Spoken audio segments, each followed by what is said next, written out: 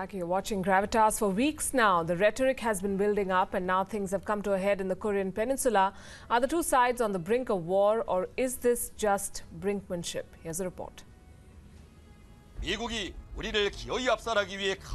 North Korean state television pushing government propaganda, saying the country's nuclear forces stand ready to fight till the end.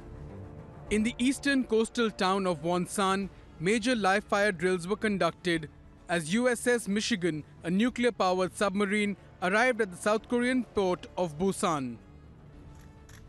In Tokyo, envoys from the US, Japan and South Korea met to discuss the growing threat posed by Pyongyang's nuclear weapons and missiles program.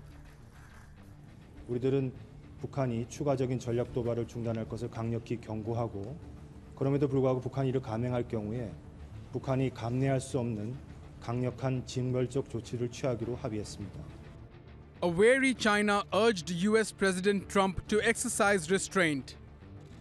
我想大家都应该清楚，中方作为东北亚地区的国家，作为国际社会负责任的一员，一直在为推动朝核问题的妥善有效解决做出。But America continues to push for tougher sanctions. Trump's UN ambassador Nikki Haley said that the US isn't looking for a fight with Kim and would not attack North Korea unless he gives us reason to do something. What is that threshold? Is this a build-up for a war or mere shadow boxing? Bureau Report, WION. And with us on this, Einar Tangen, political and economic commentator, joining us from Beijing. Glenn Carl, American writer, former intelligence officer, with us from Massachusetts. Good evening to both of you. We'll also be joined by Jason Yo. He's a journalist with the Korea Herald. Will be with us from Seoul. Glenn, America says we will not attack until Pyongyang gives us good reason to. What is that threshold? What does this statement by Nikki Haley mean? Well, no one has ever really known what the threshold is. I think you put it well in the introductory piece, saying, is this the threshold of war or brinksmanship? But the word I retained was brinksmanship. It certainly is that. Both sides are playing tough to try to pressure the others. We say in the United States, perhaps you have the same expression, it's a game of chicken, and you have to come across as crazy while being rational. That's what's happening. I think the threshold might be when the United States assesses North Korea is able to, but has not yet put a warhead onto an intercontinental ballistic missile. But to know when precisely that would be is hard to. It's a task that has exceeded, I think, any intelligence agency so far. Einar, how does China view these developments in the Korean peninsula? In two forces. One, they know for certain that the United States will attack exactly when my colleague said. As soon as North Korea has the nuclear capabilities, the abilities to put a nuclear device on an intercontinental missile, there will be a preemptive strike. There's no question about that. From China's point of view, they're trying to walk this thin line between pressuring Pyongyang to denuclearize, which is also in China's interest, but without causing a complete regime collapse, which they fear would lead to a very situation that we had in Afghanistan, Iraq, and Syria. And how much sway does China have? How much weight? How much sway, how much influence does China have over the North Korean leadership? Well, they don't have a lot. If they had a lot of sway, per se, I mean political sway, young Kim wouldn't be firing off a rocket every time that Xi Jinping gets near an international microphone or major meeting. You have, in essence, Kim, who's unpredictable, Donald Trump, who's unpredictable. Yes, can you hear me? Yes, I can. Yes, facing off against each other. So in terms of economics, Beijing has a lot of sway. They control about 90% of all the oil that goes into North Korea, they could in fact cut it off, in which case tanks and trucks could not roll.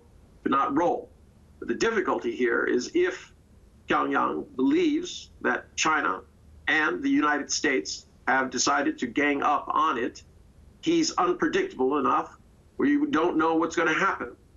He might decide that his only recourse is to make a strike going to the south and try something desperate, because he knows for certain if the oil is cut off, if his teeth are taken away in terms of nuclear weapons, he will not be able to probably stay in power. And if he's not in power, he will probably be killed. Glenn, it's interesting that Einar has called both the leaders unpredictable repeatedly. I was looking at a personality analysis of world leaders, which of course said that Donald Trump is a brash leader. He wants to be the dominant figure. But very surprisingly, Kim Jong-un was described as someone who's affable, who wants to please people around him. And the bellicose rhetoric that's coming out of North Korea is at variance with the kind of personality analysis that a particular psychoanalyst did of him. Are we calling him unpredictable because we do not know enough about him? Is he the kind of man who can press the nuclear button?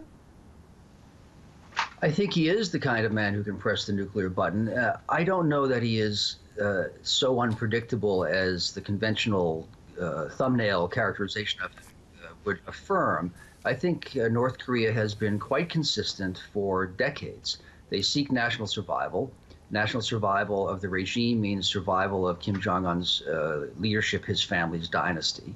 And they view survival as only guaranteed by having a nuclear deterrent, which it is. A nuclear weapon really is a superpower may not invade card. That's what the point it serves.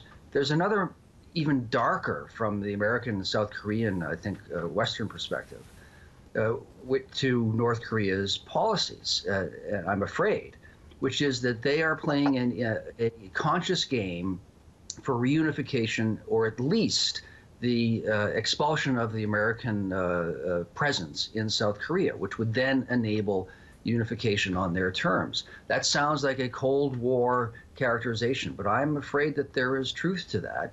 While China plays to preserve, keep America away from the Yalu River and not to expand, and to keep refugees from going into China in vast numbers, the South plays to avoid unification itself, actually, because it doesn't want to have to deal with dozens of millions of desperate people that it then has to take care of. And only the United States really is playing to stop the nuclear program. All of this adds up to bad progress, which we have seen for the West, for the United States interests, and frankly for the South too. So, Einar, how would you describe then the situation? Is this the brink of war, given the statements, the North Koreans saying that we have the capability to wipe America off the face of earth, the Americans saying we don't want war, but don't provoke us beyond a point. Is this just brinkmanship? No, I wouldn't say brinkmanship. I mean, you can characterize it that way. I would say it's a slow motion train wreck, which is happening before our eyes. The fact is, and I agree with my colleague in Washington, this is an issue where all sides believe that they're acting in their own best interest, and this is how major wars get started. Everyone's convinced that they can win. This is why the World War I and II started, because people said, oh yes, we can overcome these issues. It never leads to a good situation. I would strongly suggest that a grand bargain be identified between especially South Korea, probably Russia, China, and the United States, where it is agreed to give North Korea an ultimatum that they will be facing off against the three major powers of the world unless they give up their nuclear arms. And in exchange for that, there would be the U.S. would withdraw from South Korea both its weapon systems and its troops. In return, North Korea would, in fact, be reunited with South Korea, and the Chinese would be expected to help with that economically. if that bargain could be agreed on, which I don't think it can at this point because everyone believes that they're acting in their own best interest, I think there might be some possibility of avoiding this, what looks like needless tragedy. Needless tragedy. Do you believe, Glenn, that America could have handled it better from saying that a military option, all options are on the table, to the kind of statements made by Donald Trump and his team over the past few weeks, which lead to this? You leave the North Koreans no choice but to respond in kind. Well, Donald Trump is, his strong suit is not nuance. So this has been an element in the recent developments. That said, Trump's policies, when you look at them, are a rebranded or retitled approach, which sounds tougher, but have been a continuance of what the Obama administration and before that President Bush and then President Clinton did, which is to pressure and negotiate, to seek to avoid conflict while stopping the nuclear program, to promise, to offer essentially recognition of the North as a safe state. That's largely what is happening. However, the difference now are two differences. Trump is a less experienced and cruder thinker and actor, and the critical one, North Korea is that much closer to having existential threat capability to the South, to Japan, to China, and to the United States. That's the change. My colleague, I think, in Seoul made a point that I think is important. There is some possibility, which I think an American official and all officials from the nation should be pursuing, of, he called it, I think he referred to it as a grand bargain. If the United States were to pledge recognition and guarantee recognition and the security of the North Korean regime, and China were to do the same thing, and we were to offer a guarantee to China that we would not extend American security presence in some ways, de facto or clearly, north of the 38th parallel, then possibly all powers could pressure North Korea enough to accept its recognition, independence, and security in exchange for eliminating its nuclear program. But this is what Obama and President Bush before him have tried without leveraging China directly quite as much. I think that's the only way to go short of catastrophe. Jason Yeo is joining us from the Korea Herald in Seoul. Jason, what's happening in the Korean peninsula? How serious is the situation?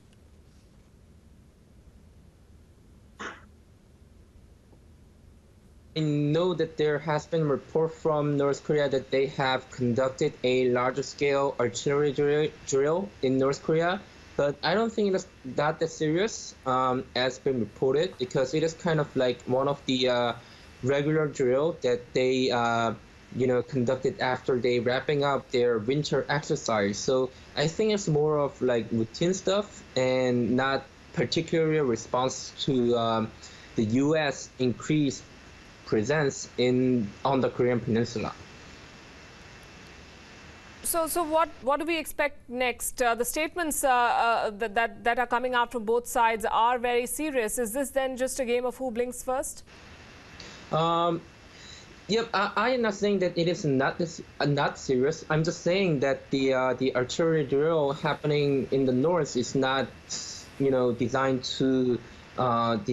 for any military provocation from the north. It is just kind of like their routine drill. So I think what I wanted to tell you is that the possibility of another nuclear test or major military provocation from the north is quite slim right now, given that China appear to increase their pressure against the north, and the United States is sending its strategic assets toward the Korean peninsula. So I think we have to wait and see how things will play out.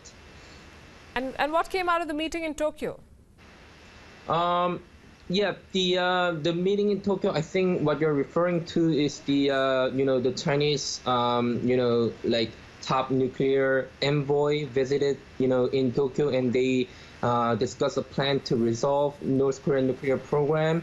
I don't know quite for sure right now what exactly they have agreed upon, but I think they might have agreed to, work more closely together to address North Korean nuclear problem. Right, Jason Yeo, Einar Tangen, Glenn Carl, thanks very much. We will be tracking the situation very closely in the Korean peninsula. The American warship has reached the South Korean waters, and we are tracking statements from both sides. We're taking a break. Coming up next on Gravitas, why has the United Nations left the world divided on electing Saudi Arabia on a women's panel?